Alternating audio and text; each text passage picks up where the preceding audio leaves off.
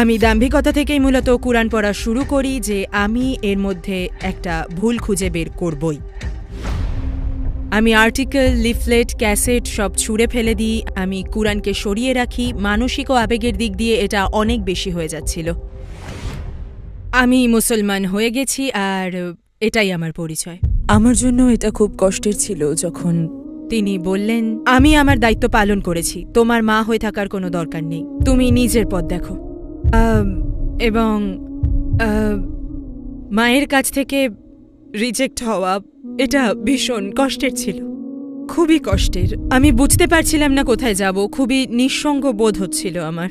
তখন মাকে ফোন করলাম আর বললাম আমাকে নিয়ে যাও, এবং আমি ইসলামী রীতিনীতি মান বন্ধ করে দিলাম।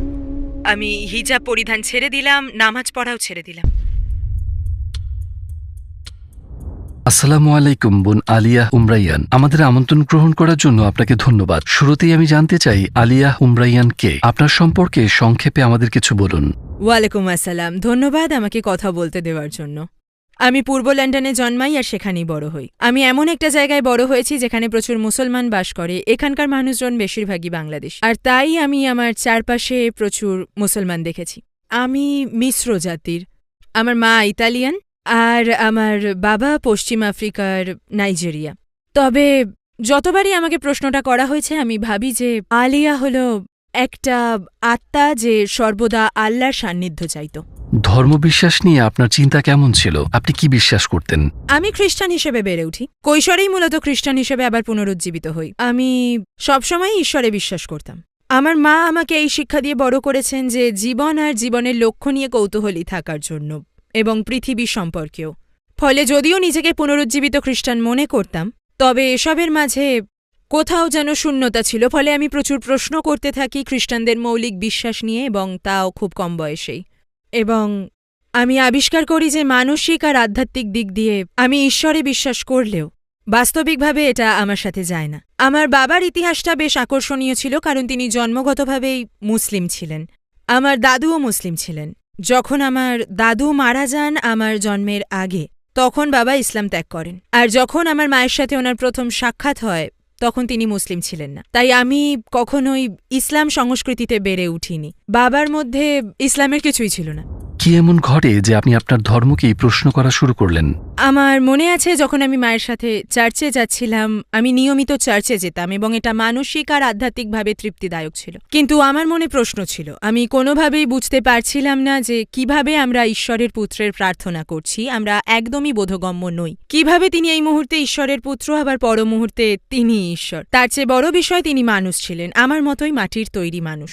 যৌক্তিক বা বাস্তবিক কোনোভাবেই আমি বুঝতাম না যে কিভাবে আমরা মানুষ হয়ে আরেকজন মানুষের উপাসনা করি। অনেক ছোট বয়স থেকেই এটা আমার বোধগম্য হতো না। তো আমি এই নিয়ে প্রশ্ন শুরু করি। একটা দিনের কথা আমার মনে আছে, আমি একটা চার্চের যাজকের সাথে সাক্ষাৎ করি এবং এ বিষয়ে জিজ্ঞেস করেছিলাম তাকে। আর যাজক বলেন, শুধু বিশ্বাস রাখো। আর ঠিক সেই মুহূর্তেই আমার মনে হয়েছিল যে এসব আমার জন্য নয়। ইসলাম সম্পর্কে আপনি প্রথম কিভাবে জানলেন? তো আমি আপনাকে আমার শুরুর জীবনে একেবারে ছেলেবেলায় ফিরিয়ে নিয়ে যাব এর উত্তর দেওয়ার জন্য। তো আমি যেখানে বড় হয়েছি সেখানকার অধিকাংশ মানুষই ছিল মুসলিম, এবং সেই এলাকায় বাংলাদেশির সংখ্যা বেশি। আমি যেই বাড়িতে থাকতাম তার বিপরীতে আমি দোতলায় থাকতাম। আমার বয়স তখন ৮ বছর। আমি লিভিং রুমের জানলা দিয়ে তাকালে আমার নজর পড়ত রাস্তার ঠিক বিপরীত দিকে, আর ওপারে একতলায় অস্থায়ীভাবে নির্মিত একটা মসজিদ ছিল। ওখানে মূলত সেটা ছিল জাহাজের কন্টেইনার, কিন্তু আমি যেভাবে হেলান দিয়ে দেখতাম আমি ওদের নামাজরত অবস্থায় দেখতে পারতাম। এটাকে কোনো রকম মসজিদ বানানো হয়েছিল, আর আমি বিস্ময় নিয়ে দেখতাম।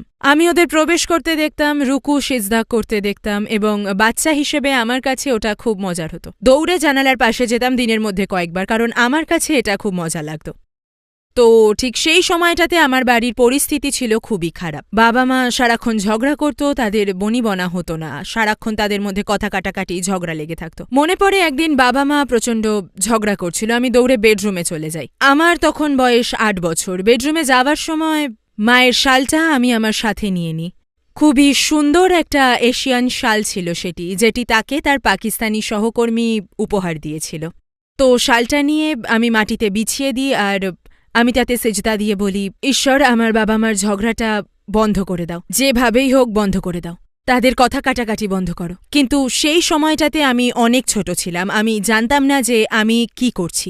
কিন্তু আমি মসজিদে যা দেখেছি তারই অনুকরণ করছিলাম। আমার কাছে মনে হয়েছিল যেন ঈশ্বর আমার কথা শুনছেন। তখন পরিস্থিতি এমনই ছিল যে আমি মনে করতাম আমি ঈশ্বরের অনেক নিকটে, আমার এমনটাই মনে হতো। তো এটা ছিল আমার ইসলাম নিয়ে অভিজ্ঞতা। তবে এরম আরও ঘটনা আছে। 2 বছর পরের ঘটনা। আমার বয়স তখন 10, আমি তখন স্কুলে পড়ি। আমি স্কুল থেকে বাড়ি ফিরলাম।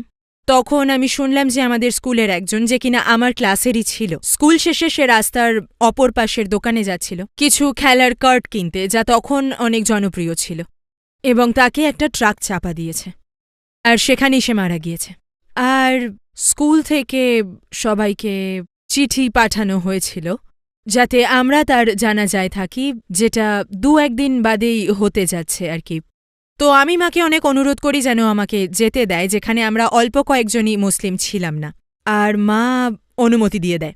আমার মনে আছে আমার বন্ধু লায়লাকে, লায়লা আমার বেস্ট ফ্রেন্ড ছিল, ও ছিল সোমালিয়ান, তার একটা স্কার্ফ ধার দিতে বলি, লায়লা রাজি হয় আর আমাকে একটা স্কার্ফ দেয়। আমার মনে আছে আমরা পূর্ব লন্ডন মসজিদে যাচ্ছিলাম। খুব সম্ভবত আমি সেখানে একমাত্র অমুসলিম বাচ্চা ছিলাম যে সেই জানাজায় গিয়েছিল। আর আমি জোহর নামাজ পড়ি এবং আমি জানাজার নামাজও পড়ি। আর আমার মনে আছে জোহর নামাজের সিজদায় আমি একটা আধ্যাত্মিক ঘনিষ্ঠতা অনুভব করেছিলাম। এটা হয়েছিল 2 বছর আগে যখন আমি সিজদা করেছিলাম, আর এটা ইসলাম নিয়ে আমার দ্বিতীয় অভিজ্ঞতা। এমন কি কারণে আপনি ইসলামের প্রতি আকর্ষণ অনুভব করলেন? তো বাড়ির অবস্থা দিন দিন খারাপ হতে লাগলো, খুবই খারাপ। প্রচণ্ড কলহ বাড়িতে, পারিবারিক অশান্তি, এসব কারণে আমি মানসিকভাবে ভীষণ ভেঙে পড়ি।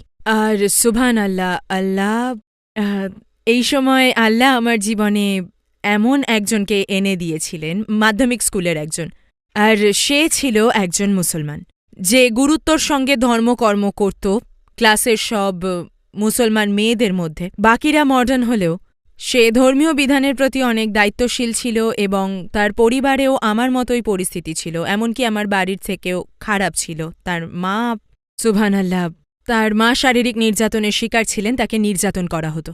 আর এত কিছুর পরেও সে শান্ত থাকত, কেমন যেন একটা প্রশান্তি কাজ করত। আমার মনে আছে আমি তাকে জিজ্ঞেস করেছিলাম যে তোমার পরিবারের অবস্থা আমার পরিবারের চেয়েও খারাপ, আমি এসব মানাতে পারি না, কিন্তু তুমি এত শান্ত কিভাবে, আর এত সবের পরেও তুমি কিভাবে দিন পার করছো, কারণ এসব কিছু আমাকে অনেক যন্ত্রণা দেয়।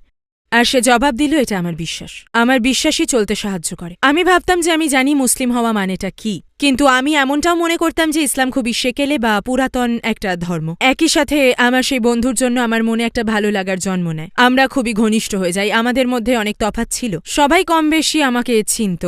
সে শান্ত ছিল, ধর্মীয় বিধিবিধান নিয়ে থাকত, কিন্তু আমরা অনেক ঘনিষ্ঠ হয়ে যাই। তখন আমি ইসলাম সম্পর্কে জানতে শুরু করি, বিভিন্ন আর্টিকেল পড়া শুরু করি, তখন আমি বিভিন্ন রেকর্ড শোনা শুরু করি, আমি কুরআন পড়া শুরু করি খুবই দাম্ভিকতা থেকে, যে আমি এর মধ্যেকার ভুল খুঁজে বার করবই যাতে আমার বান্ধবীকে বাঁচাতে পারি।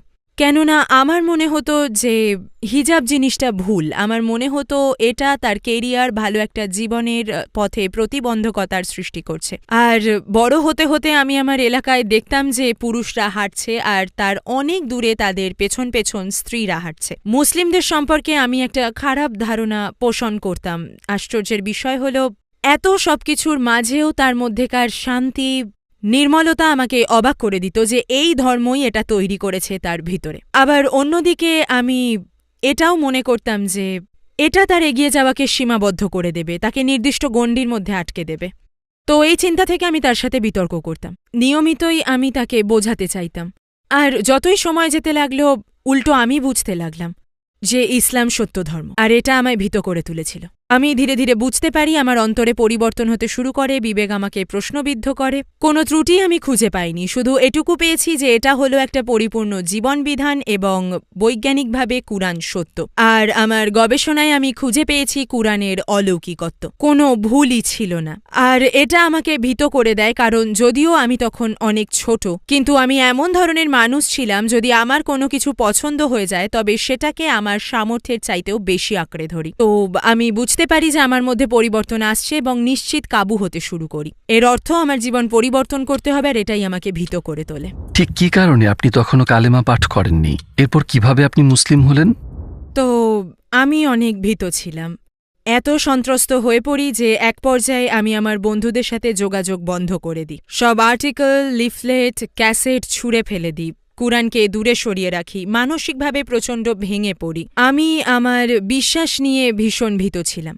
আমি ভয় পেতাম যদি আমার লাইফস্টাইল পরিবর্তন করতে হয়। এমন নয় যে দুনিয়াবি জিনিসের প্রতি আমার অনেক মোহ ছিল, তবে আমি ছিলাম স্বাধীন, আর এই স্বাধীনতা সমর্পণ করে দেওয়া আসলেই ভীতিকর, বিশেষত যখন আপনি জানবেন না এই বিশ্বাস থেকে আপনি কি পাবেন। তবে আমি আমার বিশ্বাস থেকে অনেক কিছু পেয়েছি, তো আমি তার সাথে যোগাযোগ বন্ধ করে দিই। তো এভাবেই চলছিল। আমার মনে আছে আমি পরীক্ষার প্রস্তুতি নিচ্ছিলাম। কোনো এক সপ্তাহের ছুটির দিনে আমি প্রস্তুতি নিচ্ছিলাম, কিন্তু কোনো এক অদ্ভুত কারণে আমি মনোযোগ দিতে পারছিলাম না। শুধু ইসলাম সম্পর্কেই ভাবছিলাম। আমি যা খুঁজে পেয়েছিলাম সেগুলো মাথার মধ্যে ঘুরছিল, আর চিন্তাগুলো যেন সারাক্ষণ আমার অন্তরে আনাগোনা করে যাচ্ছিল। ভাবছি কেবল কুরআনের বৈজ্ঞানিক সত্যতা নিয়ে, স্রষ্টার অস্তিত্ব নিয়ে, নবী মুসলমানের সত্যতা নিয়ে, নবিয়তের ব্যাপারে। এগুলো একটার পর একটা মাথায় আসছিল। তো মাথা থেকে এগুলো ঝেড়ে ফেলতে আমি আশেপাশে একটু হাঁটাহাঁটি করতে বের হই, একটু মুক্ত বাতাসের জন্য। আমি রাস্তা পার হওয়ার জন্য দাঁড়াই। আমি বাতিটা সবুজ হওয়ার অপেক্ষা করছিলাম। জেব্রা ক্রসিংয়ের বাতিটা সবুজ হয়, অতঃপর সবাই পার হচ্ছিল, কিন্তু আমি পারছিলাম না। আমার মনে হচ্ছিল যে আমার পা দুটো আটকে গেছে, আর আমার মনে হচ্ছিল যদি এই রাস্তা বা অন্য কোনো রাস্তা পার হতে যাই এবং কোনো গাড়ি আমাকে চাপা দেয়, তবে আমি প্রকৃত সত্য জেনেও তা গ্রহণ না করেই মারা যাব। আমার কি হবে তাহলে? আর এই চিন্তাটাই আমাকে আচ্ছন্ন করে রাখে যে কেন আমি সত্যটাকে জেনেও গ্রহণ করছি না। তো বাড়িতে এসে আমি লায়লাকে ফোন দিই। ফোন রিসিভ করে আমার গলা শুনে সে অনেক খুশি হয়, আর আমি তাকে বলি যে আমি বিশ্বাস করি এবং আমি কালেমা পাঠ করতে চাই। দিনটা ছিল ছুটির দিন, সোমবার। আমি কালেমা পাঠ করি, আলহামদুলিল্লাহ। আপনার ইসলাম গ্রহণের বিষয়টা আপনার পরিবার কিভাবে গ্রহণ করে? তখন আমি যেরকম ছিলাম সেই দান্তিক আচরণেই আমি মাকে বলতে যাই। আমি বাসায় পৌঁছেই মায়ের দরজা নক করি। দরজা খুলেই মা আমাকে হিজাব পরা অবস্থায় দেখে। খুব